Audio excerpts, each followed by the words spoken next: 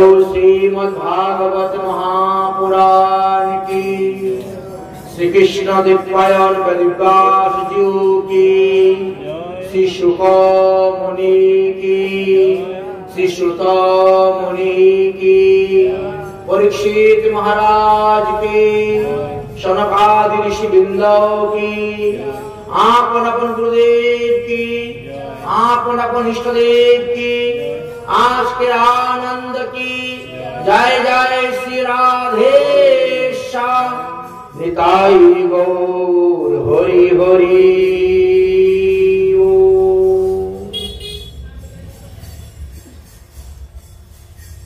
आसन्न मृत्युग्रस्त महाराज परीक्षित सुखदेव गोस्वामी पादকে दंडवत प्रणाम करे একটি প্রশ্ন করেছিলেন। বলছিলেন যে আমার তো মাত্র পরমায়ু আর 7 দিন বাকি আছে, সপ্তম দিবসে আমি মারা যাব। তো 7 দিনের মধ্যে কিভাবে ভগবান পাদপদ্ম লাভ করা যাবে সেটা একটু আপনি কৃপা করে আমাকে বলুন। সুখদেব গোস্বামী পাদ এক কথায় বললেন, শ্রোতব্য কীর্তব্যশ্চৈব স্মর্তব্যশ্চ তথাভ্যায়ম তস্মাদ ভারতম সর্বান ভগবান হরিশ্বর। যদি তুমি 7 দিনের মধ্যে মুক্তি লাভ করতে চাও তাহলে তুমি হরি কথা শ্রবণ করো, হরি কথা কীর্তন করো, হরির চিন্তন করো।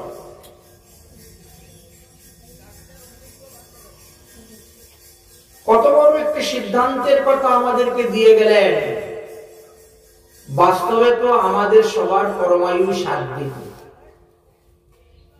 দিন তো 8 নাই, 7টাই তো দিন। রবিবার, সোমবার, মঙ্গলবার, বুধবার, বৃহস্পতিবার, শুক্রবার, শনিবার, আবার রবিবারই চলে আসতেছে। এই 7 দিনের মধ্যে তো আমরাও মারা যাব। তবে 7 দিনের মধ্যে আপনি ভগবত পদপদ্ম লাভ করতে পারবেন যদি আপনি ভগবানের কথা শ্রবণ করেন, ভগবানের কথা কীর্তন করেন, ভগবানকে স্মরণ করেন, তাহলে অনায়াসে আপনি ভগবত ধাম প্রাপ্ত হইতে পারবেন। পরীক্ষিত মহারাজের মনে তো একটু সন্দেহ হল। মুনিগণ ঋষিগণ হাজার হাজার বছর তপস্যা করে তারা ভগবান পদপদ্ম লাভ করতে পারে না। পুনরূপী জননম, পুনরূপী মরণম, পুনরূপী মাতৃজঠরে শয়নম থেকে কিতাব জ্বালা থেকে মুক্তি লাভ করতে পারে না। আর আমার মতো বিষয় আসক্ত মানুষ 7 দিন হরিকথা শ্রবণ করলেই ভগবানকে পেয়ে যাব, 7 দিন ভগবান কথা শ্রবণ করলেই মুক্তি হয়ে যাবে, বিশ্বাস হচ্ছে না। এটা কি হয়? ভগবান তো দুরারাধ্য, সুদূর্লভ ভগবানকে লাভ করা। বায়ু সেবন করে, ফলাহার করে, জলাহার করে, এক পায়ে দাঁড়িয়ে হেট মাথা করে, কত রকম তপস্যা করে মানুষ ভগবানকে লাভ করতে পারে না। যজ্ঞ করে, হোম করে, দান করে, তপস্যা করে। আর সুখদেব গোস্বামী বলেন কি 7 দিন হরিকথা শুনলেই ভগবানকে পেয়ে যাব, মুক্তি হয়ে যাবে। এত সহজ? বিশ্বাস হয়? সুখদেব গোস্বামী কিন্তু অন্তর্যামী, তিনি তো সাধারণ সুখ পাখি নন, তিনি নিত্য গোলক ধামের সুখ। ভগবান শ্রীকৃষ্ণের হৃদয় থেকে যার প্রকট হয়েছিলেন, যার গুরু শ্রীমতী রাধারানী যাকে আশ্রয় তত্ত্ব রূপে গ্রহণ করেছেন, তিনি সাধারণ ব্যক্তি নন। তিনি পরীক্ষিতের মনের অবস্থা বুঝতে পারলেন, বুঝতে পেরে বলেছেন, পরীক্ষিত তুমি যাহা মনে মনে চিন্তা করেছ তা একেবারে ঠিক, সুসিদ্ধান্ত। হাজার হাজার বছর তপস্যা করে মানুষ মনীষীরা ভগবান পাদপদ্ম লাভ করতে পারে না। ভগবান লাভ করা সুদুর্লভ। কিন্তু সিদ্ধান্তের শেষে কি একটু ভুল করে ফেলেছে। কোথায়, কোন জায়গাটা ভুল? যে ভগবান সুদুর্লভ কাজের জন্য, সুলভ কাজের জন্য, এই জায়গাটা তুমি ভুল করে ফেললে। ভগবান সুদুর্লভ কাজের জন্য যারা জ্ঞানী ভক্ত, যারা যোগী ভক্ত, যারা কর্মী ভক্ত, তাদের জন্য ভগবান পদপদ্ম লাভ করা খুব সুদুর্লভ। কিন্তু সুলভ কাজের জন্য জানো, সুলভ হলো প্রেমী ভক্তদের জন্য। তুমি তো প্রেমী ভক্ত, প্রেমী ভক্তের বংশেতে তোমার জন্ম হয়েছে। তোমার দাদু, তোমার পিতামহ প্রেমেতে বশীভূত হয়ে ভগবান শ্রীকৃষ্ণ তাদের রথের সারথি হয়েছেন। কুরুক্ষেত্রের যুদ্ধে প্রতিজ্ঞা করেছিলেন, আমি অস্ত্র ধারণ করব না। তোমার দাদুর প্রেমেতে বশীভূত হয়ে তিনি অস্ত্র ধারণ করেছেন। ভগবান কখনো কোনো মাতৃগর্ভে প্রবেশ করেন না, কিন্তু তোমার মতো প্রেমী ভক্তকে রক্ষা করার জন্য তোমার মায়ের পেটে ঢুকে তোমাকে রক্ষা করেছিলেন। পরীক্ষিত, তুমি কি প্রেমী ভক্তের ঘরে জন্ম নিয়েছ? যে বংশে ভগবান শ্রীকৃষ্ণ জন্মগ্রহণ করেছেন সেই বংশকে আমি ততটা আদর করি না, কিন্তু যেই বংশে প্রেমের জন্ম হয়েছে ওই বংশের আদর আমি বেশি করি। তাই তোমার এই বংশেতে প্রেমের জন্ম হয়েছে, তুমি প্রেমের বংশে জন্ম নিয়েছ। তোমার জন্য ভগবান পদপদ্ম লাভ করা সুলভ, সুদুর্লভ নয়। কারণ প্রেমী ভক্ত যারা, তারা ঘরে বসে ভজন করবে আর ভগবান আসবে তাদেরকে ধরতে। আর জ্ঞানী ভক্ত, কর্মী ভক্ত, যোগী ভক্ত যারা, তারা যাবে ভগবানকে ধরতে।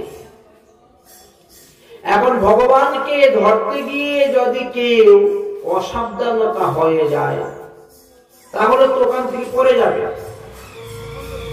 আর যখনই একবার ফিসকে পড়ে গেল আর এমনি তাহার পতন হয়ে গেল। তাই কর্মী, যোগী, জ্ঞানী এই সমস্ত ভক্তদের পতন হয়, কিন্তু যারা প্রেমী ভক্ত তাদের কখনো পতন হয় না।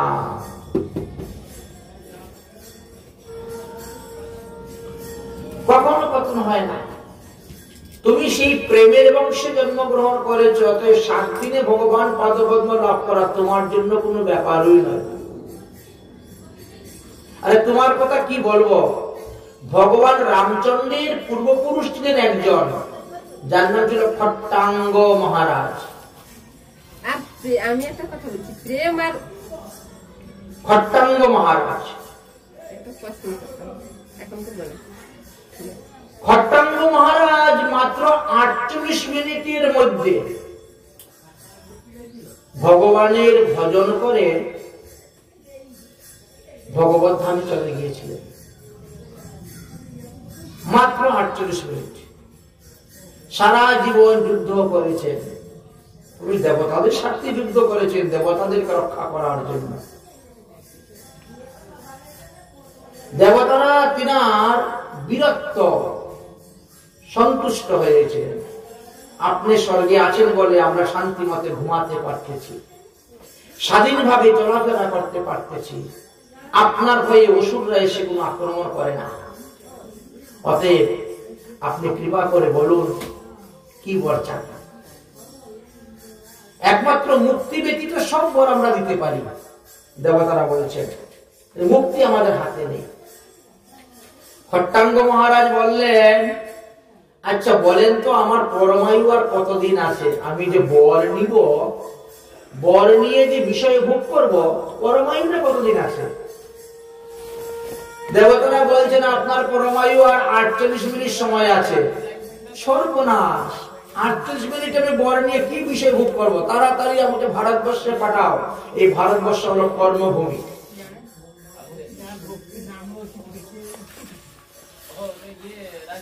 এই ভারতবর্ষ হলো কর্মভূমি, আর এখানে যে যেরকম কর্ম করবেন তিনি সেই রকমই ফল লাভ করতে পারবেন। অতএব এই কর্মভূমিতে আমাকে পাঠাও ভারতবর্ষে। দেবতারা দিব্য বিমানে করে ভারতবর্ষে পাঠিয়ে দিলেন, আর 48 মিনিট ভজন করে তিনি হরিপদ লাভ করে হরিধামে চলে গেলেন। পরীক্ষিত মহারাজ, তোমার তো অনেক লম্বা দিন আছে, 7 দিন এখনো সময় আছে। অতএব তুমি হরিকথা শ্রবণ করো, 7 দিনেই তুমি উদ্ধার হইবে। তোমার বিশ্বাস হয় না? জানো ধুন্ধুকারী সে কত বড় পাপী ছিল? গয়াতে গিয়ে 100 বার শ্রাদ্ধ করলেও তার মুক্তি হবে না। আমরা মনে করি গয়াতে একবার শ্রাদ্ধ করলে মুক্তি হয়ে গেছে। হয় না সবার। গয়াতে শ্রাদ্ধ করার পরেও ধুন্ধুকারীর মুক্তি হলো না, তিনি প্রেতাত্মা হয়ে ঘুরে বেড়ালেন। তার ভাই গোকর্ণ তিনি যখন বাড়িতে আসলেন, জানতে পারলেন, বুঝতে পারলেন, সেই প্রেতের সঙ্গে সাক্ষাৎ কথা বললেন। বললেন আমি আবার যাব গয়াতে শ্রাদ্ধ করার জন্য। বলছে না, গয়া শব্দে সতেনাপি মুক্তি নচ মে মতি। 100 বার গয়াতে শ্রাদ্ধ করলেও আমার মুক্তি হবে না, অতএব আমার মুক্তির উপায় অন্যটা করো। তখনই মুক্তির উপায় স্বরূপ দেখেন ভাগবত হলো। মৃত ব্যক্তির উদ্দেশ্যে যদি ভাগ্য সপ্তাহ করা হয়, তিনি সমস্ত পাপ থেকে মুক্ত হয়ে নিত্যধামে চলে যান। গয়া শব্দের দ্বারাও যে কাজ সাধিত হয় নাই, ভাগবতের দ্বারা সেই কাজ সাধিত হয়। প্রেতাত্মা তখন একটা বাঁশির ভিতরে বসে হরিকথা শ্রবণ করে সে উদ্ধার হয়ে গেল, আর তুমি সাক্ষাৎ আমার সামনে বসে হরিকথা শুনলে উদ্ধার হবে না? হবেই হবেই হবে। বিভিন্ন মাত্রা সন্দেহ নাই, এটা ধ্রুব সত্য হবে। এই জন্য ভাগবত কথা। এই ভাগবত ধর্ম হলো সমস্ত ধর্মের মধ্যে শ্রেষ্ঠ ধর্ম। এই কলিযুগে যত প্রকার সৎকর্ম আছে, সকল প্রকার সৎকর্ম হইতে ভাগ্য সপ্তাহ কর্মকে শ্রেষ্ঠ বলা হয়েছে, উত্তম কর্ম বলা হয়েছে। তাই বলছেন সর্ব বেদান্ত সারহি শ্রীমদ ভাগবত মৃষ্যতে তদ রসামৃত কীর্তিশ্চ ন অন্যত্র সাতরতি কশ্চিৎ। সমস্ত বেদ বেদান্ত উপনিষদের সার বস্তু হলেন এই শ্রীমদ ভাগবত মহাপুরাণ। এই ভাগবত মহাপুরাণের রসেতে যার একবার মনে লেগে যাবে, তার আর অন্য কোনো পুরাণ পড়তে ভালো লাগবে না, অন্য কোনো সিদ্ধান্ত তার কাছে টিকবে না। কারণ ভাগবতে খালি সুসিদ্ধান্ত ও সুসিদ্ধান্তর কথাই বর্ণন করে গিয়েছে, উত্তম সিদ্ধান্তের কথা বলে গিয়েছে। আজ আমরা স্বধামগত কানাই দাসের ২য় বার্ষিক বিরহ তিথি উপলক্ষে এই ভাগবত পাঠের আয়োজন হয়েছে। আমরা ভাগবত প্রবচন শ্রবণ করতে বসেছি। বাৎসরিক শ্রাদ্ধ বা বিরহ তিথি, এটাকে বলা হয় তিথি পূজা। ২য় বাৎসরিক শ্রাদ্ধ বা ২য় বাৎসরিক তিরুভাব মহোৎসব বলা হয়, বা বিরহ উৎসব বলা হয়। তিথি পূজাটাকে শ্রাদ্ধ বলা হচ্ছে, মানে শ্রদ্ধার সহিত অর্পিত দ্রব্য। শ্রদ্ধার সহিত যদি আপনি অন্ন, ঘৃত, মধু, দধি ইত্যাদি দ্বারা বা পায়াস, পরমান্ন, পঞ্চব্যঞ্জন অর্পণ করে, সেটা শ্রাদ্ধ। এই জন্য শ্রাদ্ধকে দুই ভাগে ভাগ করা হয়েছে, একটা হলো নিত্য শ্রাদ্ধ আর একটা হলো নৈমিত্তিক শ্রাদ্ধ। নিত্য শ্রাদ্ধ হলো আমরা যে প্রতিদিন ভগবানকে ভোগ নিবেদন করি, প্রসাদ গ্রহণ করি, নিত্য শ্রাদ্ধ, শ্রদ্ধা সহিত অর্পণ করতেছি। আর নৈমিত্তিক শ্রাদ্ধ হলো কাউকে নিমিত্ত করে। এই যে আজকে বৈষ্ণব সেবাটা হচ্ছে নিমিত্তকে কানাই দাস, তাই না? নিমিত্ত। এই জন্য একে বলা হয়েছে নৈমিত্তিক শ্রাদ্ধ। এখন যদি কোনো বৈষ্ণবের বিরহ তিথি হয়, তো সেই দিবসে চৈতন্য চরিতামৃত গ্রন্থে হরিদাস নির্জন পাঠ, চৈতন্য ভাগবত গ্রন্থের মহাপ্রভুর গয়াশ্রাদ্ধ পাঠ, শ্রীমদ ভাগবত মহাপুরাণের রাস পঞ্চোধ্যায় পাঠ, গোপাল সহস্র নাম অথবা বিষ্ণু সহস্র নাম পাঠ করতে হয়। আর শ্রীমদ ভগবত গীতা, এই 5টি গ্রন্থ পাঠের কথা আলোচনা করা আছে। তার মধ্যে যদি সম্ভব হয় কূট উপনিষদ পাঠ,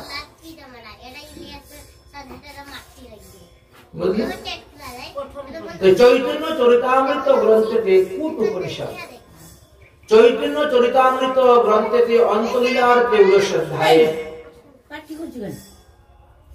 হরিদাস নির্জন আমরা দেখতে পেয়েছি। মহাপ্রভু স্বয়ং হরিদাসের জন্য প্রসাদ পাঠাতেন গোবিন্দকে দিয়ে। গোবিন্দ প্রসাদ নিয়ে প্রতিদিনই যান। একদিন গোবিন্দ প্রসাদ নিতে গিয়ে বলছেন, প্রসাদ এনেছি, সেবা গ্রহণ করুন। তিনি বলছেন, রেখে দেবেন, পরে পাবো। কেন? শুয়ে শুয়ে বসে বসে মন্দ মন্দ হরিনাম জপ করতেছেন। তার মানে শরীরটা অসুস্থ। এ কি আপনি অসুস্থ নাকি? না না, অসুস্থ নয়, সংখ্যাপূর্ণ নাম হয় নাই। তিনি প্রতিদিন 3 লক্ষ হরিনাম জপ করতেন, তো এই সংখ্যাপূর্ণ নাম হয় নাই। এই জন্যই এখন প্রসাদটা পাবো না, নামটা পূর্ণ করে পাবো। আর এই প্রসাদ প্রাপ্তিমাত্র ভক্ষণ, নাম তো পরেও নিতে পারবেন। শাস্ত্রে বলছে 1000টা কাজ ছেড়ে দিয়ে আপনি ভগবানের প্রসাদ খাবেন। শত বিহায় ভুক্তব্য, 100টা কাজ ছেড়ে দিয়ে আগে প্রসাদ গ্রহণ করুন। 1000টা কাজ ছেড়ে দিয়ে আগে স্নান করুন। 1 লক্ষ কাজ ছেড়ে দিয়ে আগে গিয়ে দান করুন। আর 1 কোটি কাজ ছেড়ে দিয়ে আগে হরি ভজন করুন। কোটি তেক্তা হরি ভজন। আমাদের উল্টা নিয়ম, আমরা তার উল্টা চলি, বিপরীত চলি। আমরা সমস্ত কাজ কর্ম শেষ করে বৃদ্ধ বয়সে হরি ভজন করতে যাই। আর শাস্ত্রে বলছে সবকিছু কাজ ছেড়ে দিয়ে আগে হরি ভজন করো, কারণ এটি সঙ্গে যাবে, আর কিছু সঙ্গে যাবে না। তো হরিদাস ঠাকুর তখন প্রসাদের মর্যাদা রক্ষা করার জন্য উঠে 1 রঞ্চ প্রসাদ মুখে দিয়ে আবার বসে গেছেন। থালা ভর্তি করে, পেট ভর্তি করে খেলি প্রসাদ নয়। ভোগের উপর থেকে একটা তুলসী পাতা নিয়ে খেলেও প্রসাদ খাওয়া হয়ে গেল। 1 রঞ্চি, 2টা, 1টা অন্নের দানা মুখে দিলি প্রসাদ খাওয়া হয়ে গেল। আচ্ছা, সংবাদটা গিয়ে মহাপ্রভুর কাছে পৌঁছে গেল যে হরিদাস ঠাকুরের শরীরটা বড় খারাপ, প্রসাদ নিয়ে গেছি, উঠে প্রসাদ পেতে ইচ্ছে হচ্ছে না। খবর পেয়ে মহাপ্রভু এসে উপস্থিত।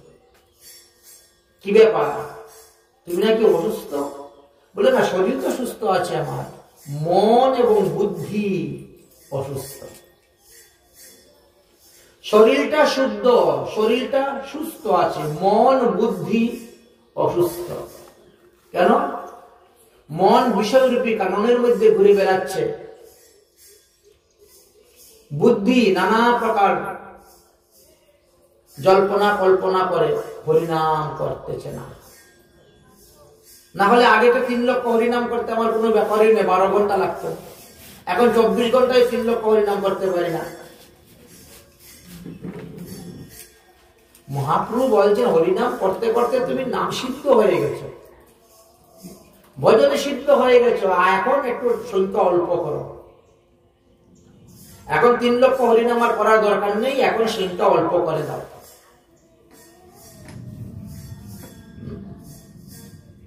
কথা বলতে বলতে হরিদাস ঠাকুর বলছে, প্রভু আমার একটা বাঞ্ছা ছিল মনে।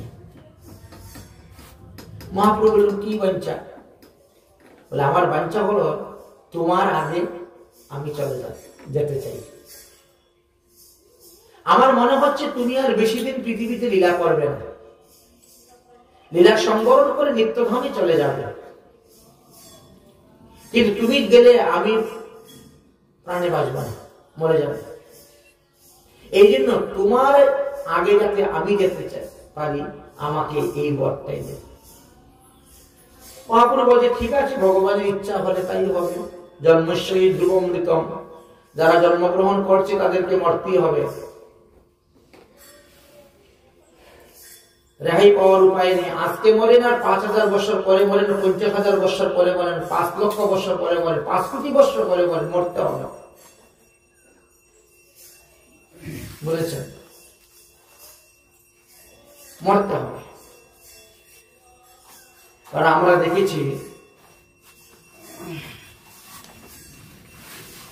প্রিয়ব্রত 1100 অর্বুদ বৎসর তিনি রাজত্ব করেছিলেন, তারপরও মরতে হয়েছে। 1100 কোটি বৎসর, 1100 কোটি বৎসর রাজত্ব করার পরেও তিনাকে মরতে হয়েছে। তাই জন্মস্যই ধ্রুবমৃতম, আমরা সব মরব। সাধুকেও মরতে হবে, অসাধুকেও মরতে হবে। যারা প্রসাদ বুঝি তারাও মরবে, আর যারা মৎস্য বুঝি তারাও মরবে। কিন্তু মরার কায়দাটা 2 রকম। জমদূতে এনে ধরে নিয়ে যাবে, যে ধরার কায়দা 2 রকম। দেখবেন বিড়াল তার বাচ্চাকে কিরকম ধরে, আর ইঁদুরের বাচ্চাকে কিরকম ধরে। বিড়াল যখন তার নিজের বাচ্চাকে ধরে, তখন বাচ্চা কোনো দুঃখ পায় না, কষ্ট পায় না, ব্যথা পায় না। আর বিড়াল যখন ইঁদুরের বাচ্চাকে ধরে, তখন ঘাড় মটকে যায়, ভেঙে যায়, সে মারা যায়, তাই না? এই জন্য বললেন যে ধরার কায়দা 2 রকমের আছে। সুতরাং আমাদেরকে বুদ্ধি করে, হিসাব করে চলতে হবে। অর্থাৎ মৃত্যুকে যদি জয় করতে চাও, তাহলে তোমাকে সদাচারী হতে হবে, প্রসাদরুচি হতে হবে। ওই বিড়ালের বাচ্চার মতো ধরে নিয়ে যাবে। আর সদাচার পালন না করলে ওই ইঁদুরের বাচ্চার মতো ধরতে আসবে, খাপ করে এসে ধরবে। 2টা ধরার কায়দা। যাই হোক, মহাপ্রভু বললেন, ঠিক আছে, কালকে সকালবেলা আসবো। মহাপ্রভু পরের দিন সকালবেলা সদল বলে পার্শ্বদ নিয়ে কীর্তন করতে গেলেন। হরিদাস, তোমার ইচ্ছা কি? বলে, আজকেই যেতে চাই, আজকে ইচ্ছা মৃত্যু, আজকে যেতে চাই। ঠিক আছে, তোমার ইচ্ছাই ইচ্ছা। এই সবাই মিলে কীর্তন আরম্ভ করো। আমরা যদি কেউ মারা যায় তো কি করি? হায় হায় হায় হায় করি। কিন্তু শাস্ত্রে বলছে হায় হায় করবেন না, হরি হরি করবেন। কেউ যদি মারা যায় দেখছেন, ওখানে বসে হরিনাম করবেন। সে যখন শুনবে না, তখন তার মঙ্গল হবে, কল্যাণ হবে, সে উদ্ধার হয়ে যাবে। হায় হায় করে লাভ হবে না, কান্না করলে লাভ হবে না, হরি হরি করবে। মহাপ্রভু কীর্তন আরম্ভ করলেন, হরিদাসের গুণের কথা বর্ণন করতে শুরু করলেন। হরিদাস মহাপ্রভু কে নিজের চোখের দ্বারা দর্শন করতেছেন। মদন মহাপ্রভুর চরণ দুইটা বক্ষে ধারণ করছেন, মুখে শ্রীকৃষ্ণ চৈতন্য নাম উচ্চারণ করতেছেন। এইভাবে করতে করতে নিত্য নাম গমন করলেন। মুখে উচ্চারেন শ্রীকৃষ্ণ চৈতন্য নাম, নয়নের দ্বারা মহাপ্রভুর মুখমণ্ডল দর্শন করতেছেন, হস্ত দ্বারা দুই চরণ হৃদয়ে ধারণ করতেছেন। চিন্তা করছেন, হরিদাস ঠাকুর মারা যাওয়ার পরে মহাপ্রভু হরিদাসের তনু কোলে নিয়ে কীর্তন করতে করতে সমুদ্রের তীরে গেলেন। গর্ত করে বালুকার মধ্যে তারে শোয়ালেন, সমাধি দিলেন। তারপরে আনন্দবাজারে সিংহদ্বারে এসে জগন্নাথ মন্দিরের প্রসাদের কাছে ভিক্ষা চাইলেন, আমি বৈষ্ণব সেবা করব, ভিক্ষা দান। সেই ভিক্ষা এনে মহাপ্রভু নিজে পরিবেশন করে করে আরম্ভ করলেন বৈষ্ণব সেবা। দেখেছেন? এবং মহাপ্রভু বরদান দিলেন যে হরিদাসের উৎসবে যারা এসে প্রসাদ পাচ্ছে, যারা হরিদাসকে বালু দেওয়ার জন্য গিয়েছিল, যারা গর্ত করেছে, যারা কীর্তন করেছে, যারা নৃত্য করেছে, তারা সবাই হরিদাসকে দর্শনের যে ফল, সেই ফলে লাভ করতে পারে। এই জন্য বৈষ্ণব সভাতে কেন যাওয়া হয়? যে বৈষ্ণবের বিরহ তিথি, সেই বৈষ্ণবের বিরহ তিথিতে অংশগ্রহণ করলে ওই বৈষ্ণবের কৃপা লাভ করা যায়। তার দর্শন কর্ষণে যে ফল, সেটা লাভ করা যায়। এই জন্য বৈষ্ণব সেবা।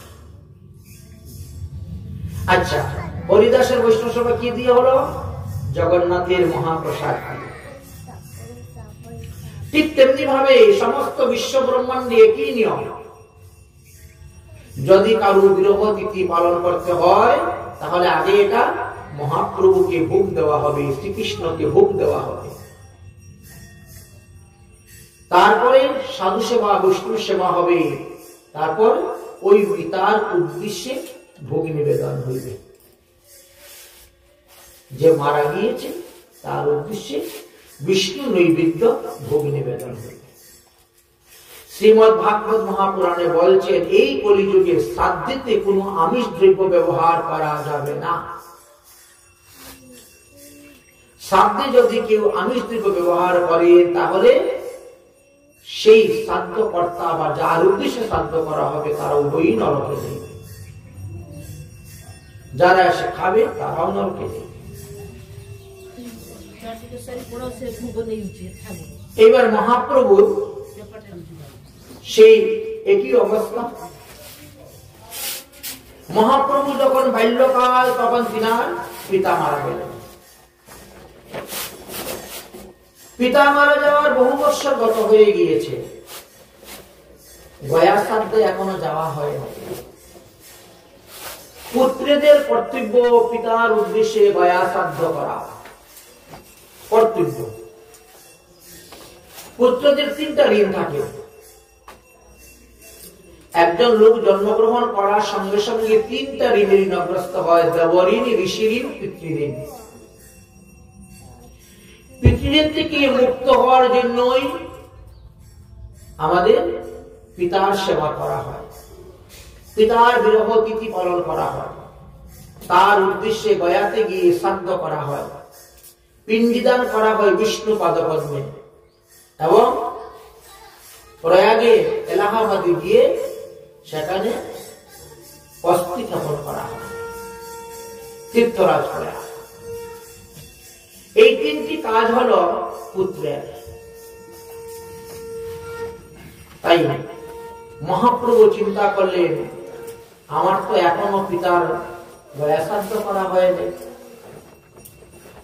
এই জন্য মহাপ্রভু তিনার পিতার অস্থি নিয়ে তিনি গিয়েছিলেন, অস্থি ক্ষেপণ করলেন, বিষ্ণু পদপদ্মে পিণ্ডদানও করলেন। পিণ্ডদান করার পর সেখানে ঈশ্বরপুরীর সঙ্গে সাক্ষাৎ হল। সেখান থেকে ভিক্ষা নিয়ে আসে পরম বৈষ্ণব হয়ে বৈষ্ণব ধর্ম প্রচার করলেন। দুটা আমরা পেলাম। শ্রীমদ ভাগবত মহাপুরাণটি হলো, এই রাসপঞ্চোদয় হলো ভাগবতের প্রাণ স্বরূপ। ভাগবতের প্রাণ স্বরূপ হলেন এই রাসপঞ্চোদয়। যেমন প্রাণ, আপান, জ্ঞান, উদান, সমান, পাঁচটি প্রাণ। আমাদের দেহের মধ্যে পাঁচটি প্রাণ আছে, পাঁচটি জ্ঞানেন্দ্রিয় আছে, পাঁচটি কর্মেন্দ্রিয় আছে, পাঁচটি আত্মা আছে, পঞ্চাত্মা, পঞ্চপ্রাণ। তাই ভাগবত হলো রাসপঞ্চোদয় হলো পঞ্চপ্রাণ স্বরূপ। এই জন্য ভাগবত পাঠ হয়, কারণ ভাগবত পাঠ করলে এতে সব গ্রন্থ পাঠের ফল লাভ করা যায়। এমনকি শ্রীমদ ভগবত গীতা পাঠের ফলও ভাগবতের দ্বারা লাভ হয়ে যায়, কারণ গীতার যে শ্লোকগুলো আছে সেগুলো ভাগবতেও দেওয়া আছে। আচ্ছা, তাহলে আর হলো কি বিষ্ণু সহস্রনাম বা গোপাল সহস্রনাম। শ্রাদ্ধ আসরে এই দুটির কথা আলোচনা করা আছে। এতে নাম অপরাধ মুক্ত হয়,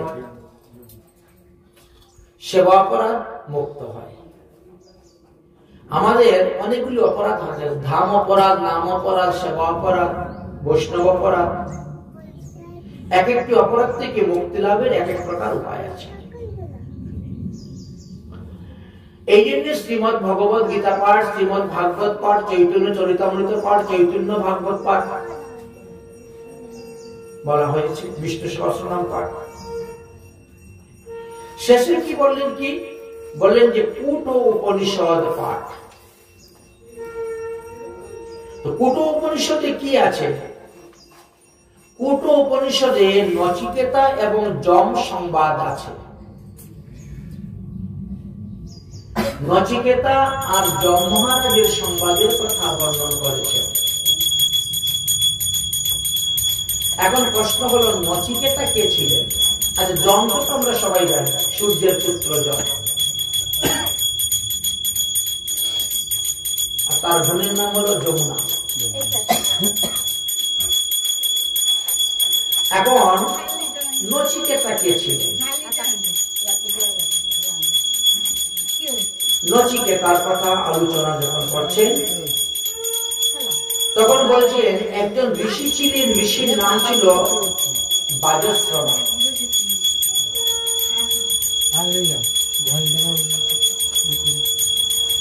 বাজশ্রবা ঋষির পুত্র হলেন উদলক ঋষি। তো ইনি প্রথম জীবনে রাজা ছিলেন। বাজশ্রবা ঋষির পুত্র উদলক, তিনি প্রথম জীবনে রাজা ছিলেন। আর সেই উদলকের পুত্র হয়েছিলেন নচিকেতা। নচিকেতার বয়স যখন 8 বা 9 বৎসর হবে তখন তিনার পিতা উদলক বিশ্বজিৎ নামে এক বিশাল যজ্ঞ করেছিলেন। বিশ্বজিৎ, যে যজ্ঞটা করতে গেলে একটা যজ্ঞ করতে 100 মণ ঘি লাগে। 100 মণ গব্য ঘৃত লাগে একটা বিশ্বজিৎ যজ্ঞ করতে গেলে। সেই বিশ্বজিৎ যজ্ঞ করতে তিনি বসেছেন। যজ্ঞের আহুতি যত পর্যন্ত সমাপ্ত না হইবে ততক্ষণ পর্যন্ত যে যাহা চাইবে তাহাই দান করিতে হইবে। এই যজ্ঞের এই নিয়ম। যেই আপনি যজ্ঞের ব্রতী হয়ে গেলেন, এবার যে যা চাইবে আপনাকে তাই দিতে হবে। এইভাবে হলো যজ্ঞের নিয়ম। তো যজ্ঞ কার্য আরম্ভ হয়েছে।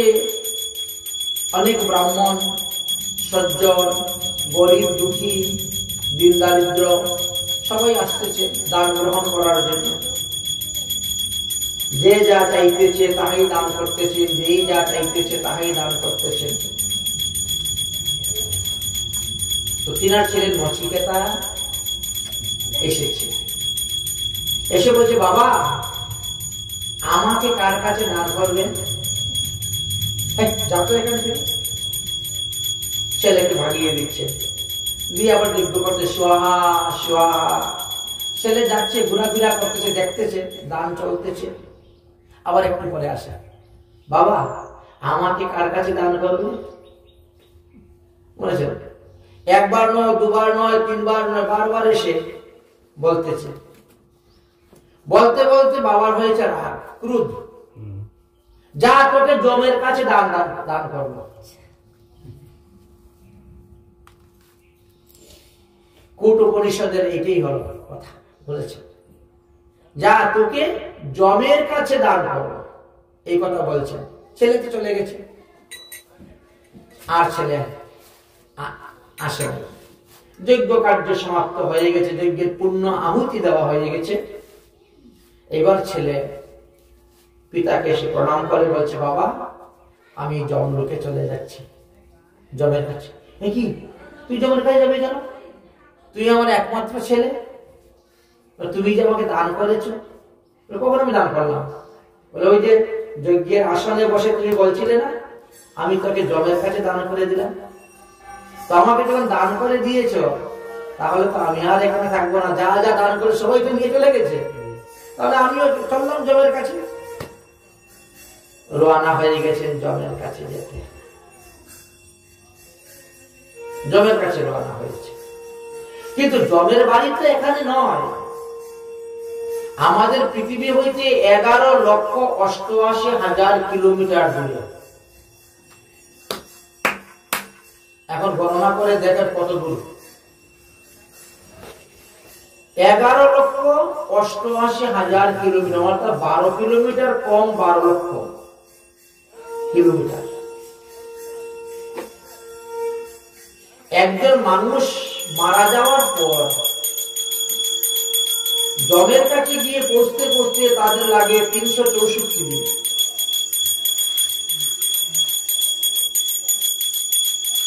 364 দিন সময় লেগে যায়।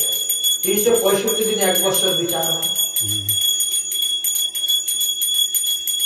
কোথায় কোথায় দিয়েছেন 360 দিন, মতান্তর আছে। কোথায় বা দেখেছি 348 দিন লেখা আছে। তো 348 দিনে যমের সীমানায় গিয়ে ঢোকা হয়, রাজ্যের সীমানায়। সেও তো রাজা, তার সীমানা আছে।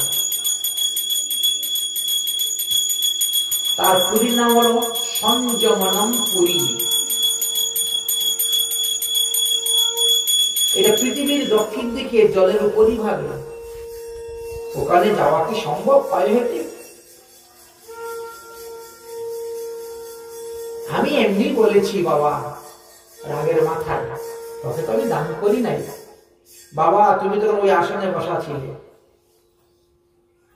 ওই আসনে বসেছিলে, তুমি বলে দিয়েছো, দান হয়ে গেছে। তাতে আমি চললাম বলি দক্ষিণ দিকে রওনা হয়ে গেছে। যম মহারাজ দেখলেন ছেলেটা তো বড় সহজ সরল, সে আমার কাছে চলে আসতেছে। দূতকে পাঠাইলেন, যাও দূত, তোমরা তাকে একটা সুন্দর বিমানের মধ্যে বসিয়ে নিয়ে আসো, সশরীরে, মরার পরে নয়, জীবিত অবস্থায় সশরীরে তাকে নিয়ে আসো। কারণ তার দাদু যেমন তপস্বী বাজস্র বা ঋষি, তার বাবাও সেরকম ধার্মিক, উদলক, অকাতরে দান করে। ছেলের মধ্যে সেই গুণটা বর্ধিত আছে। পুণ্যাত্মার ছেলে, পুণ্যাত্মার না। বয়স মাত্র 8-9 বছর, এখন তো কোনো পাপ কর্ম করে নাই। যাও তাকে বিমানে বসিয়ে নিয়ে আসে। যমের দূতেরা রওনা হয়েছেন। এবার তিনি নচিকেতাও যাচ্ছেন। যমদূত এসে নচিকেতাকে নিয়ে উপস্থিত। যমের তো অনেক কাজ, তিনার অনেক দায়িত্ব। ভাগবতে 28টা নরকের কথা বর্ণন করে গিয়েছেন, বুঝলেন? ভাগবতে বললেন যে 28টি নরককুণ্ড আছে, আর অন্যান্য পুরাণে বলছেন যে 84 লক্ষ নরককুণ্ড আছে, একটা নয়, দুটা নয়, 84 লক্ষ নরককুণ্ড আছে। সব নরকে তো দেখতে হয়, দৌড়াদৌড়ি করতে হয়।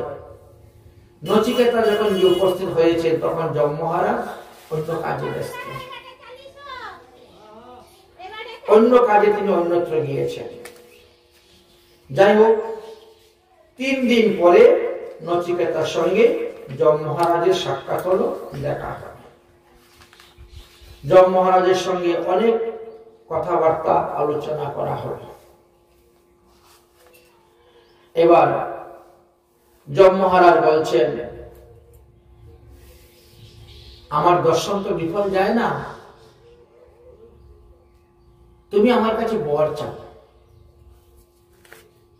নচিকেতা বলছে, কটা বর চাইব? যম মহারাজ বলছেন, 3টা বর তুমি আমার কাছে চাইতে পারো, 3টি বর। নচিকেতা বলছেন, ঠিক আছে। নচিকেতা প্রথম বর চাইলেন, আমার বাবার রাগটা যেন শান্ত হয়। বলেছেন, খুব রাগী বাবা, ক্রোধী, আমার বাবার রাগ যেন শান্ত হয়। তথাস্তু, ঠিক আছে, তোমার বাবার রাগ শান্ত হবে। দ্বিতীয় বর চাও, আমি যখন এখান থেকে আবার বাড়িতে ফিরে যাব তখন আমার বাবা যেন আমাকে চিনতে পারে, আমাকে আগের মতনই ভালোবাসেন, আমাকে আগের মতই আদর করেন। বলছেন, ঠিক আছে, তথাস্তু। 3য় নম্বর বর চাও। এইবার বলছেন, আচ্ছা, আমি শুনেছি স্বর্গ নামে নাকি একটা স্থান আছে, সেই স্বর্গটা আমি দেখতে চাই। এইবার পাঠিয়ে দিয়েছে স্বর্গ। তখন বললেন যে হ্যাঁ, স্বর্গ নামে একটি স্থান আছে, কিন্তু স্বর্গ তুমি এইভাবে সশরীরে গিয়ে দেখতে পাবে না। এটার কাজ হলো দেবতাদের, তারা যদি ইচ্ছা করে কাউকে নিয়ে স্বর্গে দেখাতে পারে। যেমন রাজা নহুষকে দেবতার কাছে স্বর্গে নিয়ে গেছিলেন, খট্টাঙ্গ স্বর্গে নিয়ে গেছিলেন। এইভাবে অনেক অনেক রাজারা আছেন, এদেরকে ওরা স্বর্গে নিয়ে গেছিল। কিন্তু বাবা, আমি তো তোমাকে স্বর্গে পাঠাতে পারবো না সশরীরে। তার স্বর্গে যাওয়ার উপায় কি? স্বর্গে যেতে হলে অগ্নিবিদ্যা শিক্ষা লাভ করতে হবে। একটা বিদ্যা আছে, ওই অগ্নিবিদ্যা যদি তুমি লাভ করতে পারো তাহলে তুমি এই সশরীরে স্বর্গে ঘুরে আসতে পারবে। যেভাবে তুমি সশরীরে এসে নরক বুক দর্শন করে যাচ্ছ, ঘুরে যাচ্ছ, এইভাবে স্বর্গটা দেখতে পাবে। অতএব আমি তোমাকে স্বর্গে পাঠাতে পারবো না। আচ্ছা, আমি আরেকটা প্রশ্ন করতে পারি আপনাকে? হ্যাঁ, করো। নচিকেতা বললেন, মৃত্যুর পর মানুষের কি গতি হয়? মৃত্যুর পর মানুষের কি গতি হয়, এই প্রশ্নের উত্তর এখন চাচ্ছেন। যম মহারাজ বললেন, এই প্রশ্নের উত্তর আমি এখন তোমাকে দিব না, বরং এই প্রশ্নের বিনিময়ে তুমি আমার কাছে আরো 8টি প্রশ্ন বলো, আমি উত্তর দিব। কিন্তু এইটা কিন্তু বলবো না, এটা অত্যন্ত গোপনীয়। মৃত্যুর পর মানুষের কি গতি হয়? মৃত্যুর পর প্রতিটি মানুষের তার কর্ম অনুসারে গতি হয়ে থাকে। সারা জীবন যে যা করছেন সেই কর্মের ফল মৃত্যুর পরেও ভোগ হয়ে থাকে। ইহজগতে তো কিছু কিছু ফল ভোগ করেছেন, বুঝছেন, আর কিছু কিছু ফল ভোগ করার আগে মারা গিয়েছে।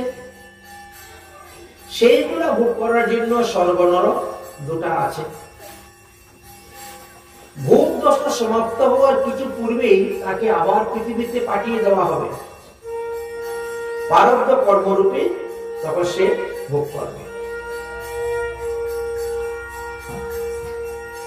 তবে শরীরের দ্বারা, বাক্যের দ্বারা, মনের দ্বারা মানুষ যেভাবে পাপ করে ঠিক তেমনি ভাবে পুণ্যও করতে পারে।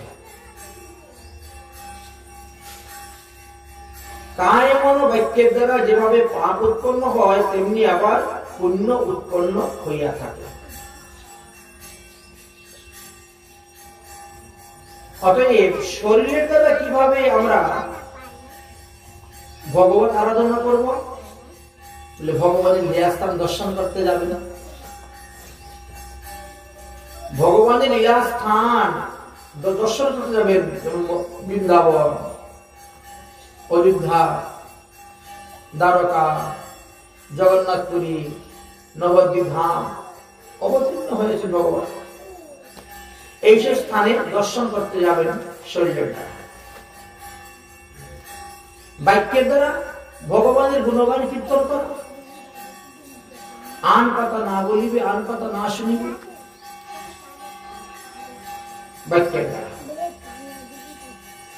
আচ্ছা, মনের দ্বারা সর্বদাই ভগবত চিন্তা, কখনো কারো অনিষ্ট চিন্তা করবেন না।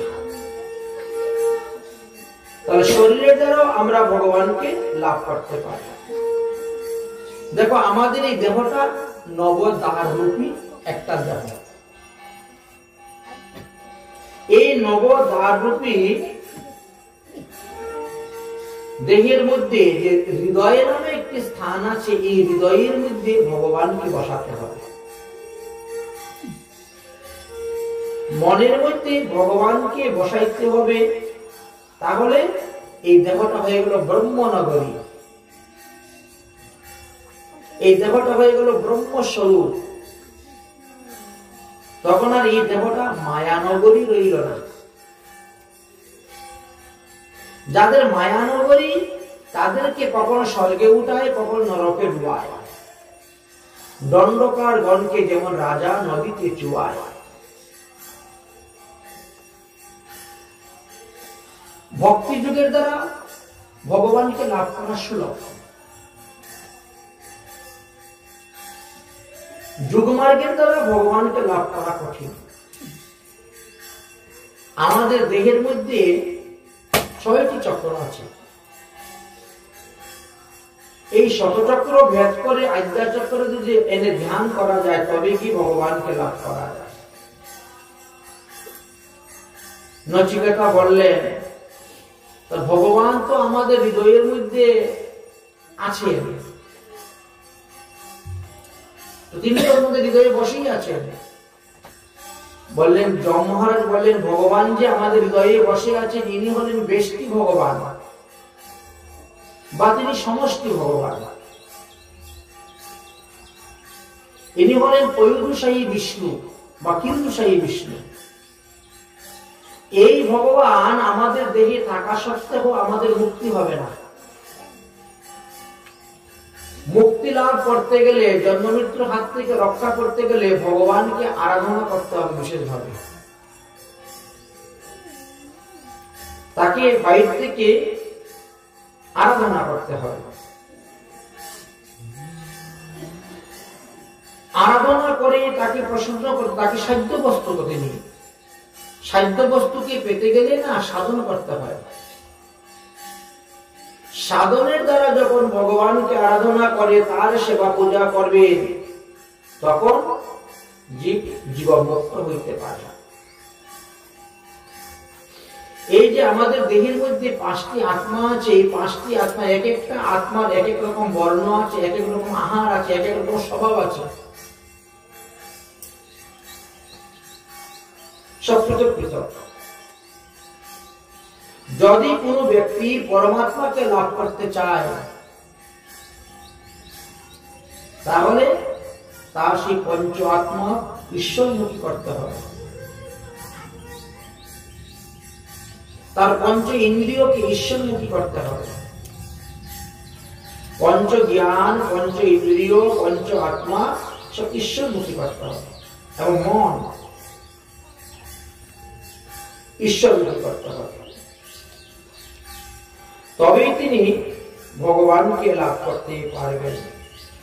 আর যারা ভগবানকে লাভ করতে পেরেছে তাদেরকে আর 84 লক্ষ যোনিতে গমন করতে হইবে না। বস্তুত প্রকৃত গুণ হইতে ভগবানকে বিশেষ মহিমাভাবে আলাদা বর্ণন করে গিয়েছে।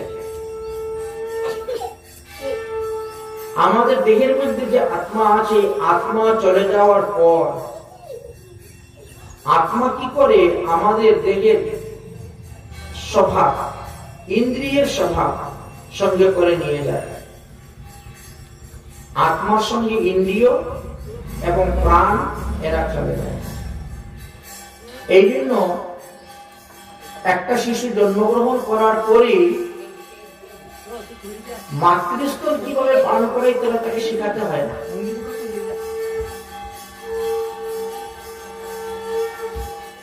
সে জানলো কেমন করে? ওটা হলো পূর্ব সংস্কার। এই জন্য আমরা মারা যাওয়ার পরে আমাদের সঙ্গে ইন্দ্রিয়ের স্বভাবটা যায়,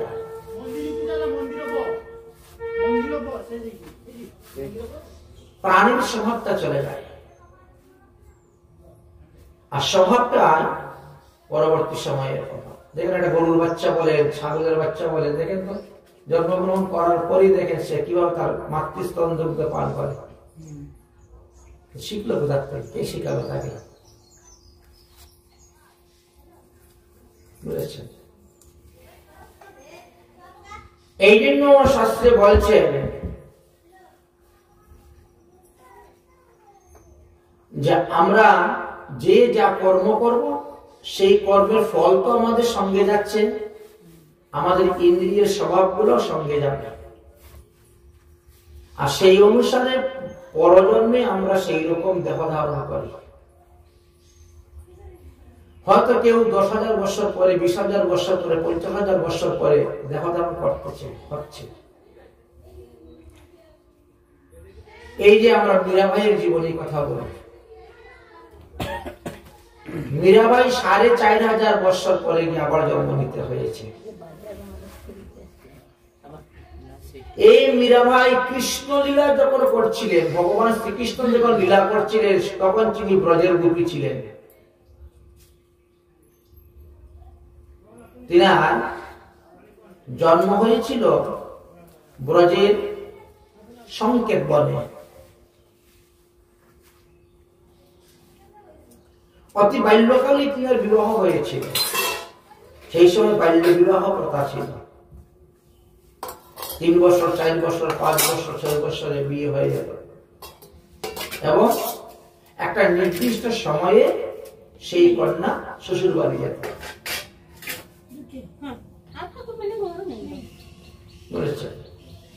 যখন একটা নির্দিষ্ট সময়ে শ্বশুর বাড়ি যাওয়ার দিকে রওনা হয়েছে, মনে করো 10 বছর বয়স, 11 বছর বয়সে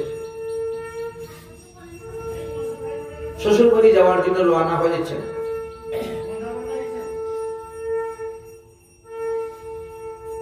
তখন তিনার মা তাকে নারী ধর্ম শিখিয়ে দিচ্ছেন। তোমার বিয়ে হয়েছে, তুমি আরেক ঘরের বউ হয়েছ, সেই ঘরে যাচ্ছ, স্ত্রী ধর্ম সম্পর্কে তাকে জ্ঞান দিচ্ছেন। একজন স্ত্রী লোক শ্বশুর বাড়ি গিয়ে কিভাবে কাজ করবে, কিভাবে চলবে, কিভাবে কথাবার্তা বলবে, আদব কায়দা, আচার ব্যবহার শিক্ষা দিচ্ছেন। আর শিক্ষা দিতে দিতে তিনি বলছেন কি, শোন, কৃষ্ণর কোনদিন মুখের দিকে তাকাবে না। সব শিক্ষা দিতে দিতে শেষ শিক্ষা এটা, নন্দগ্রামে নন্দ মহারাজের ছেলে কৃষ্ণ, বড় দুরন্দর ছেলে, বড় দুষ্ট, বড় লম্পট, বড় খতরনাক আদমি, ভয়ঙ্কর। খবরদার তার মুখের দিকে তাকাবে না, সে ডাকলে তার কথা সাড়া দিবি না, উত্তর দিবি না, কিচ্ছু বলবি না। তুই তোর মুখ তাকে দেখাবে না। তোরই রূপ, তোরই যৌবন দেখলে পরে ওই কৃষ্ণ কিন্তু তোর পিছনে পড়বে। সতী সাবিত্রী ধর্ম যাপন করে থাকবি, পরপুরুষের মুখের দিকে তাকাবে না। কৃষ্ণ পরপুরুষ, খবরদার, না হলে কিন্তু তোকে নরকে যেতে হবে। মা তো ভালো করে বুঝিয়ে দিয়েছেন, এমন ভাবে বুঝিয়ে দিয়েছেন, মায়ের প্রতিটি কথাকে একবার মনের মধ্যে কাজ বেঁধে নিয়েছেন। ঠিক আছে, এখন এইদিকে ভগবান শ্রীকৃষ্ণের সকাই বিয়ে করেছে। এর নাম ছিল আগে মাধবী। মীরাবাইয়ের পূর্বজন্মের নাম ছিল মাধবী। ওকে তো কি রাজার ঘরে জন্ম যে? পরে না রাজার ঘরে জন্ম, মাধবী নাম। এবার নন্দগ্রাম থেকে ভগবান শ্রীকৃষ্ণের সখা খুব ভালো করে সেজে গুজে একটা গরুর গাড়ি নিয়ে যাচ্ছে। তো কৃষ্ণ রাস্তার মধ্যে ধরেছেন, কি ব্যাপার সখা, এত সুন্দর সেজে গুজে গরুর গাড়ি নিয়ে কোথায় যাচ্ছ? শ্বশুর বাড়ি যাচ্ছে আজকে বউকে আনার জন্য, স্ত্রীকে আনতে যাচ্ছি। বিয়ে তো অনেক আগে হয়ে গেছে, ছোটবেলা আনতে যাচ্ছি। তো ভাই তুই যাচ্ছিস যখন বৌদিকে আনার জন্য, আনলে পরে সবার আগে মুখটা আমাকে দেখাবে।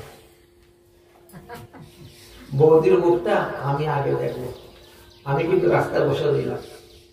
দেখাবি তো? হ্যাঁ দেখাবো, কি আছে, তুই আমার বন্ধু, তোকে মুখ দেখাইলে কি আছে বলেন তো? ঠিক আছে ভাই দেখাইব। এবার তো চলে গেছে, গিয়ে শ্বশুর বাড়িতে উপস্থিত স্ত্রীকে নেওয়ার জন্য। তারাও তৈরি, জামাই যাওয়ার সঙ্গে সঙ্গে জামাইকে খাওয়া দাওয়া দিয়ে বাস গাড়িতে তুলে দিয়েছে, সবাই বিদায়। এবার তো রওনা হয়েছে, যেই এসে উপস্থিত হয়ে গেছে, সকাল রথ দাঁড়াও দাঁড়াও দাঁড়া করো, গাড়ি দাঁড়া করো, দেখি বৌদির মুখটা দেখি তো, বৌদির মুখটা খুলো তো।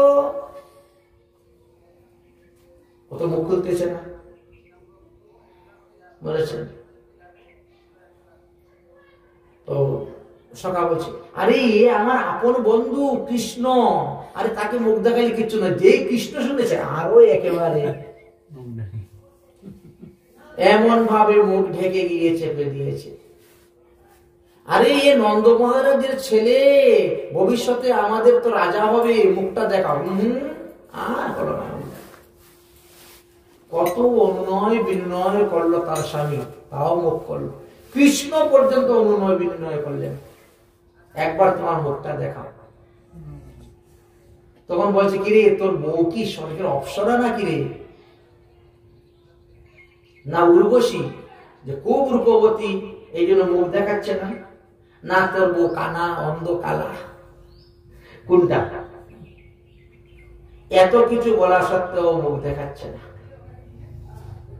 ভগবান শ্রীকৃষ্ণ বললে, শেষবারের মতো বলে দিচ্ছি, আমি আর তোমার পিছে পড়বো না। এইবার যদি তুমি মুখ দেখাও তো ভালো দেখাও, আর না হলে এই জীবনে কোনদিন আমিও তোমার মুখ দেখবো না, তোমাকেও আমার মুখ দেখাবো না। এত বড় প্রতিজ্ঞা করা সত্ত্বেও সেই বেচারা মুখ দেখাইল না। ভগবান শ্রীকৃষ্ণ মনের দুঃখে চলে গেলেন। সেও তার বউ নিয়ে চলে এসেছে। বউ আনার পরে একটা বউ ভাত উৎসব দিতে হয়তো স্ত্রী এনেছে। বউ ভাত উৎসবে সমস্ত নন্দগ্রাম নিমন্ত্রণ হয়েছে। মা যশোদা বলছেন, কৃষ্ণ চল বউ ভাতে। কৃষ্ণ বলছে, আমি যাবো না। মা যশোদা বলছেন কেন, এই গ্রামে যত ছেলেরা বিয়ে করে সবার আগে তুই যাস বউ মুখ দেখার জন্য, আর এইবার কেন যাবে না বউ মুখ দেখতে? বলে না, এর বউয়ের মুখ আমি দেখতে যাব না। কত অনুনয় বিনয় করলেন, অনেক বুঝাইলেন মা যশোদা, চল বাবা চল, রাগ করতে নাই, এই করতে নাই, সেই করতে নাই। গেলেন না ভগবান শ্রীকৃষ্ণ, গেলেন না। বউ ভাতের দিনও যদি কেউ কৃষ্ণ শব্দ উচ্চারণ করে দৌড় মেরে ঘরের ভিতরে ঢুকে যায়। কৃষ্ণ তো যায়ই নাই, তারপরে এই কৃষ্ণ আসতে নাই রে, কৃষ্ণ শুনলেই দৌড়ে চলে যায় ঘরের ভিতরে। মীরা নয়, মাধবী। মাধবী পূর্বজন্ম তো মাধবী। এইভাবে করে করে তিনার সময় চলে গেল।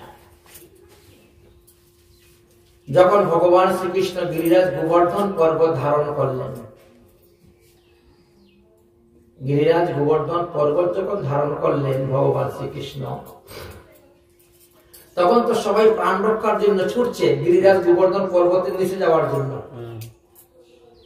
ভগবান কি বলছেন, আমি গিরিরাজ গোবর্ধন পর্বত ধারণ করলাম, সবাই এসে এর নিচে আশ্রয় নাও, দেবরাজ ইন্দ্র তোমাদের কোনো ক্ষতি করতে পারবে না। তো 7 দিন 7 রাত তো ভগবান গিরিরাজ গোবর্ধন ধারণ করেছেন। ব্রজের যত লোক ছিল সবাই ওই গিরিরাজের তলে গিয়ে আশ্রয় নিয়েছে, সবাই আশ্রয় নিয়েছিল। এই ঝড় তুফান খেয়ে ওই মাধবী, শশদী, নানদী আদি সবার সঙ্গে ওই গিরিরাজের পর্বতের গুফার নিচে গিয়েছিল। তো যখন যাচ্ছে তো ঝড় বৃষ্টি হচ্ছে, তো ঝড়ের বাতাসে কি করেছে, ঘুমটাটা খুলে দিয়েছে। মাথার কাপড় ঘুমটা ঝড়ের বাতাসের বেগে খুলে দিয়েছে। এই হাতের মধ্যে তো বিভিন্ন রকম জিনিসপত্র নেওয়া, ব্যাগ ট্যাগ আছে, এখন ঘুমটাটা দিয়েই কেমন করে, ঘুমটা টেনে যাওয়ার মাথায় দিবে, দিতে পারছে না, এই এরকম করতেছে। মানে এরকম যখন করেছে তখনই দেখতে পাচ্ছে একটা কানি আঙ্গুলের উপরে এত বড় পাহাড়। আরে একটা মানুষের কানি আঙ্গুলের উপরে এত বড় পাহাড়, এটা কার আঙ্গুল? আর তার শক্তি কতটুকু দেখি।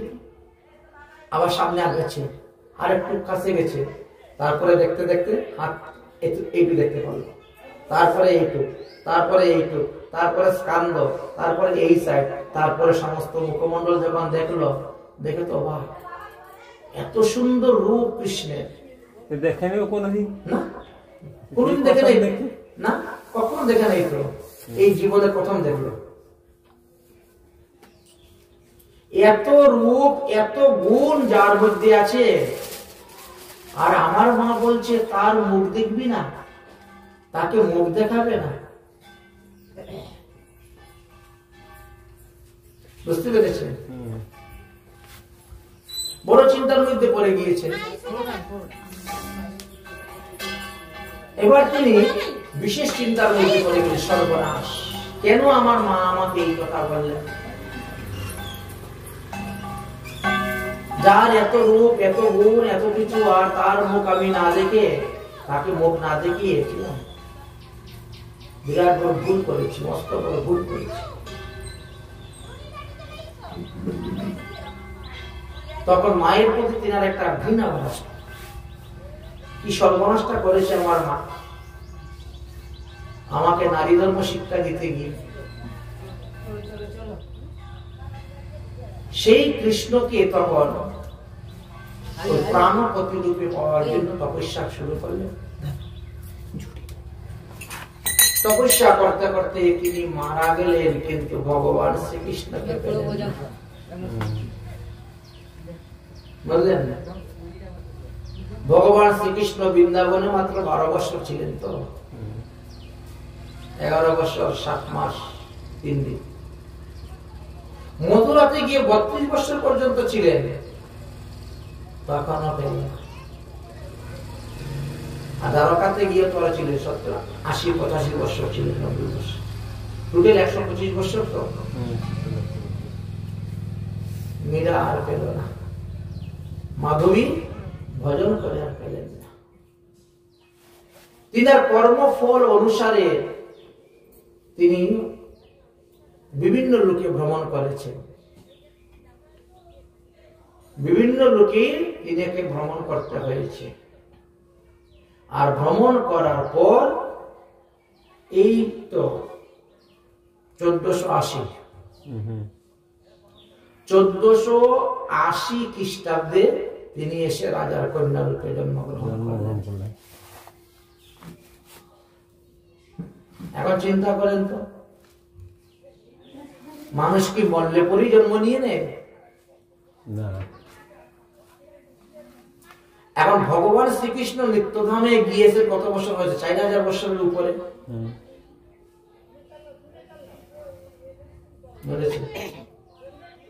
তাহলে এই 4000 বছর সে কোথায় ছিল? বিভিন্ন গ্রহ লোকে ঘুরছে। এই তো কর্মফল অনুসারে ঘুরেছে। পৃথিবীর মতো তো অন্যান্য গ্রহ আছে। তারপরে এবার দেখে ঋষি মীরাবাই রূপে জন্মগ্রহণ করলেন। পূর্বজন্ম সুকৃতির ফলে তিনি বৈষ্ণবের ঘরে জন্মগ্রহণ করেন। তাদের পুরা বংশ পরম্পরা সবাই বিষ্ণু ভক্ত ছিলেন। বিষ্ণু ভক্ত বৈষ্ণবের ঘরে জন্ম নিয়েছিলেন, কিন্তু যেখানে বিবাহ হয়েছিল তারা অথবা ছিলেন না। রানা প্রতাপ, হ্যাঁ রানা প্রতাপ, তারা দেবী ভক্ত ছিল। প্রতাপ সিংহ, যাই হোক, রানা প্রতাপ তার ভাই বিবাহিত হয়েছিল যে এটা মীরার অনিচ্ছাতে হয়েছিল। অনিচ্ছাতে, ইচ্ছা ছিল না তো মীরা বিবাহ করবে বলে। উনি বলছে আমি কৃষ্ণ ছাড়া অন্য কাউকে বিবাহ করবো না। কিন্তু তথাপিও মা বাবা জোর করে বিবাহ দিয়েছিলেন। বিবাহ বাল্য বিবাহ হয়েছিল। উপযুক্ত বয়সে যখন তিনি শ্বশুর বাড়ি যাওয়ার জন্য পাঠানো হয়েছিল, তখন শ্বশুর বাড়ির দরজায় ঢোকার আগে বলছিলেন আমি কৃষ্ণ ছাড়া অন্য কারু সেবা করব না, উপাসনা করব না, আমার জন্য কৃষ্ণ মন্দির বানিয়ে দাও, কৃষ্ণ মন্দির বানিয়ে দাও বলেছেন। কৃষ্ণ মন্দির বানিয়ে কৃষ্ণকে নিজের হাতে রান্না করতেন, ভোগ দিতেন, প্রসাদ খেতেন। রান্না কথা বানিয়ে দিয়েছিল কৃষ্ণ মন্দির। কিন্তু ইনার স্বামী মুঘলের সঙ্গে যুদ্ধ করতে গিয়ে মারা গিয়েছে। রানা প্রতাপ মারা যান। তারপরে শ্বশুর মশাইও অনেক কষ্ট দিয়েছেন ওনাকে। কারণ সাধু সঙ্গ বৈষ্ণব সঙ্গ করতে যান, যেখানে কীর্তন হয় পাঠ হয়ে চলে যায়। আর রাজার পুত্রবধূ একটা সব জায়গায় তো যাওয়া টাওয়া নিষেধ, সব জায়গায় একটা মান আশীর্বাদ ব্যাপার আছে না, একটা মান সম্মানের ব্যাপার। কিন্তু মীরা তো সেটা দিতেন না। উনি তো এই এত লম্বা ঘুমটা দিতেন না। ওই আগের জন্মে যে ঘুমটা দিয়ে সর্বনাশটা হয়েছিল, এই জন্য তিনি আর ঘুমটা দেন না। মাথার উপরে কাপড় রাখেন, কিন্তু লম্বা ঘুমটা তিনি দেন না। আমি ভগবানকে মুখ দেখাবো, ভগবান আমার মন থেকে দেবে। বুঝতে পেরেছ? এখন রাজার বাড়ির মর্যাদাটা লঙ্ঘন হচ্ছে, এই জন্য শ্বশুর মশাই খুব উৎপাত করেছেন। শেষে শ্বশুর মশাই মারা গেলেন। শ্বশুর মশাই মারা যাওয়ার পরে কি আদিত্য জানি রাজা হয়েছিলেন। তারপরে তিনাকে মারার জন্য চরণামৃতের মধ্যে বিষ মাখিয়ে দেওয়া হয়েছে। চিন্তা করছেন যে চরণামৃত তো খাবি, ঠাকুরকে স্নান করিয়ে রেখেছে, ওর মধ্যে বিষ দিয়ে দিচ্ছে। তারা ছিল কালী ভক্ত। মালা ফুলের ভিতরে বিষয়ত সর্প ঢুকে রেখে দিত। কি না করেছে। যাই হোক, শেষ পর্যন্ত তিনি কিছুদিনের জন্য রাজগদ্দিতে বসেছিলেন, রাজা হয়েছিলেন। মীরা কিছুদিন রাজ্য চালিয়েছিলেন, কিন্তু এইরকম বিভিন্ন কারণে শেষ পর্যন্ত তিনি ত্যাগ করে তীর্থ ভ্রমণে বেরিয়ে যান। বৃন্দাবন সোজা। আবার তীর্থ ভ্রমণ করতে করতে শেষে বৃন্দাবনে গিয়ে স্থায়ীভাবে বাস করেন।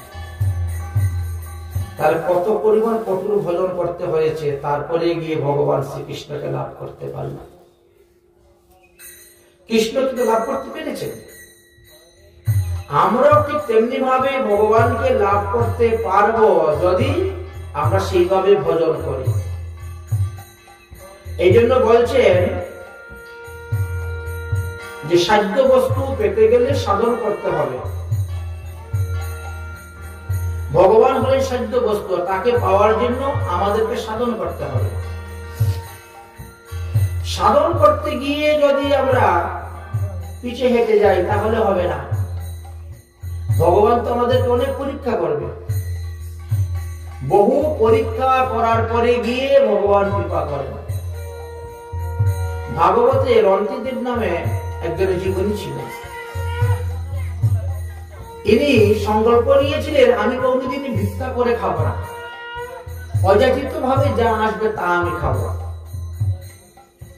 অযাচিত ভাবে আসে নাই করতে করতে 48 দিন 48 রাত্রি ব্রত হয়ে গিয়েছে, কিচ্ছু আসে না, এক ফোঁটা জলও আসে না। 48 দিন পরে এক ব্যক্তি 1 লিটার জল, একটু পায়াস, একটু ঠাকুরের প্রসাদ নিয়ে এসেছে ওনার কাছে সেবা গ্রহণ করার জন্য। উনি যেই সেবা গ্রহণ করতে বসেছেন, ভগবান তখন কি করেছে, একদল কুকুর সঙ্গে করে নিয়ে রওনা হয়ে চলে আসতেন।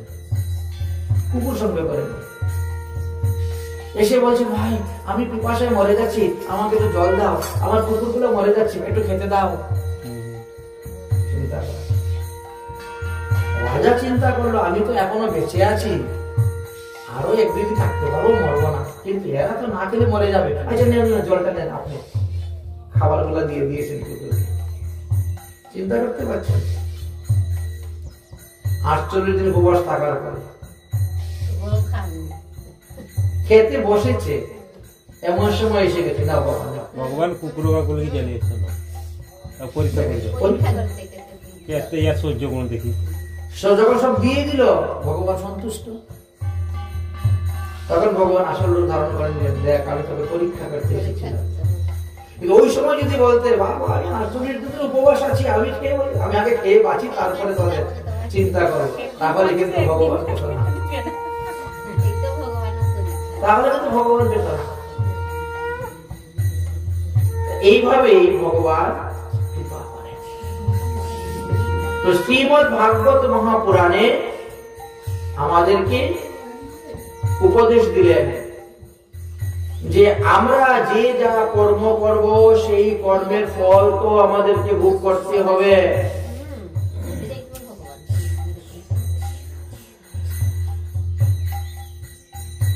কর্মফল ভোগ যখন শেষ হবে তখন গিয়ে আমরা ভগবান পাদপদ্ম লাভ করতে, কিন্তু কর্মফল ভোগের আগ পর্যন্ত হবে না। এই জন্য এই যে আমরা যে সমস্ত পাপ করি, পাপগুলোকে বিভিন্ন ভাগে ভাগ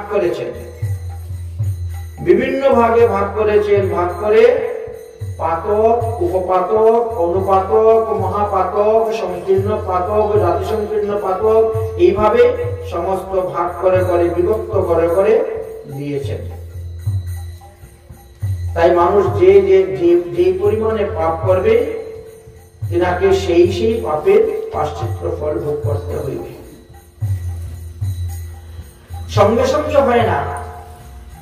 এখানে বলছেন যে একজন মানুষ মারা যাওয়ার পর তার যখন দাহ সংস্কার করা হয়,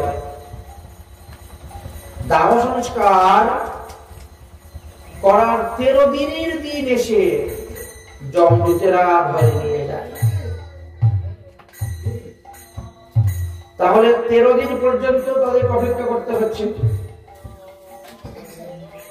এবং যারা পাপী,